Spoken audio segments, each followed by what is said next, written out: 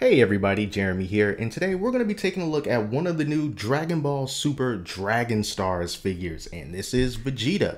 Now this was announced in Toy Fair earlier this year, and I had forgotten all about them until someone left a comment on one of my Jada Figures Metal Nano Figs reviews asking if I've seen these in stores. So I looked it up on Amazon, and there it was. Best thing about these figures are they're very affordable. They're only $20, so it puts them in line with Star Wars Black Series, Marvel Legends, WWE Elites, all those different types of action figures that you can get for $20. Now these in particular, we're going to get 7 figures in this line, and each of these figures comes with a piece to build the Shin Run Build-A-Figure. So the characters that we're going to get is Vegeta, of course.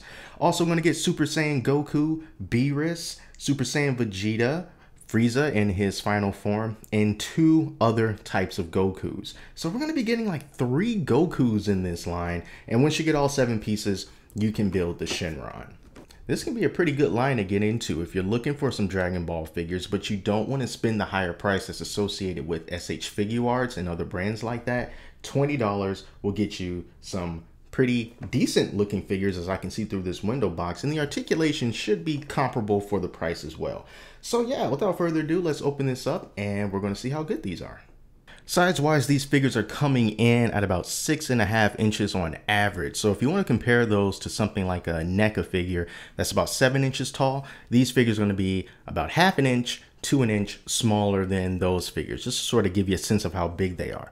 Now, before we start looking into the articulation, which I think is very important when we're talking about Dragon Ball Z action figures, we're first going to talk about the paint and the sculpt and the decals that they did on Vegeta and whether or not they did a good job. So, spoiler, they did. They did a very good job. Vegeta's decals on his face is just spot on. His eyes don't look out of place. He doesn't look weird. And of course, they captured that same old grimace that we're used to with Vegeta, because he always looks like he's ticked off about something. The paint on the rest of his uniform, from his Saiyan vest with the white and gold and blue for the rest of his attire, looks really good. I really don't see like any errant paint marks or chips or things of that nature. And the hair, which is a staple in the Dragon Ball Z series, especially with Saiyans themselves, also came out very well. So as far as just putting these figures on your shelf and being able to see them from a distance or even up close, you should not be disappointed with this, especially for only $20. Now, with that out of the way, I think that one of the more important things is articulation. These are Dragon Ball figures, so you want to be able to try to pose them in some ways that are similar to what you would see them do in the show. And the articulation is not bad with these figures. Now we'll start at the top. We'll start with the head. Now the head does not move up all that much, like at all. In fact, I really wouldn't even say that you can move the head up, because that's as high as you can get, and only slightly moving it down. So you're not going to get a lot in the way of vertical motion with the head with Poseability, but you know, standard turning it to the left and right, that's good enough. The arms also have a pretty good range of motion. You can move the arms completely up, a straight up vertical, and that is good. I like how you do that. I like how the arms, you know, they don't look bent when you try to pull them up all the way, so they're nice and straight. I'm also happy to say that these figures have double jointed elbows. Look at that. Double jointed elbows, so that'll really help as far as posability goes. And over at the wrists do swivel, and you can take the wrist and you can rotate it up and down like that. And then of course the whole thing just swivels around if you want to do that. And as far as the torso goes, not really a lot going on here. You can kind of bend it, but not really. So you're not going to get a lot of a torso crunch, ab crunch, if you will, but you can still move it side to side. Now with the legs, it's pretty interesting because you can take the leg and you can pull it down, sort of like this. You can kind of see the opening, the gap that was just formed. So you can push the leg up like this, or you can bring the leg down, and that's just going to help you get a little bit more range with the articulation with the legs. So you can see I can move it up about this high when it comes to a kick. I can move it out about that much. The knees, double jointed knees. Perfect. Love that. And then you can also swivel the boot at the bottom. A little bit of pivot, not too much, but you got a little bit of pivot going on. And of course, you can do the same thing with the other leg. Now, this kind of posability is great with Dragon Ball figures because you can really try to get them into some really awesome poses, particularly if you want to pose them up as if they're flying or, you know, something like that. So if you got one of those figure stands and maybe one of those $10 NECA figure stands, that could help you out a lot with these when it comes to posing them up. As far as accessories go, Vegeta does come with a couple interchangeable hands, basically open palm hands.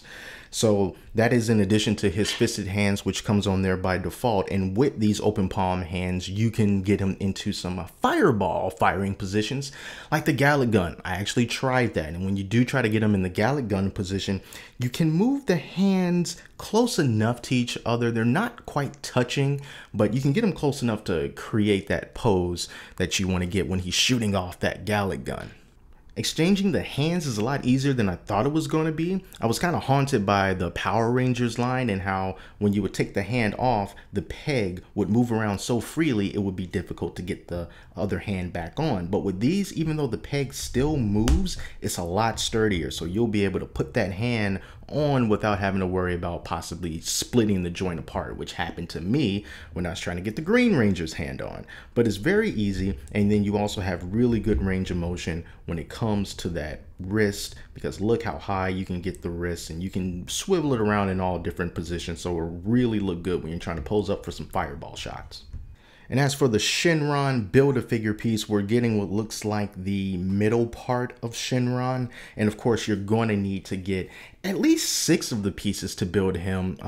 There's only 7 figures, but the box says collect all 6 and you can build Shin Run. So maybe you can get away with just 6 figures. It's not too clear, but we do get the middle part of Shin Run. And currently right now, you can only get Beerus and Super Saiyan Goku along with Vegeta. So you won't be able to complete Shin Run quite yet, as of the middle of August in 2017. So we just have to keep this in some place where we can find it, so when we get the other figures, we'll be able to build it up. I'm sure a lot of comparisons are going to be made between these figures and the ones that SH Figuarts has. And naturally, because you're going to be paying almost double for an SH Figuarts figure, you're going to get more out of them. There's going to be more articulation. You might like the way that the design of the characters looks a little bit better.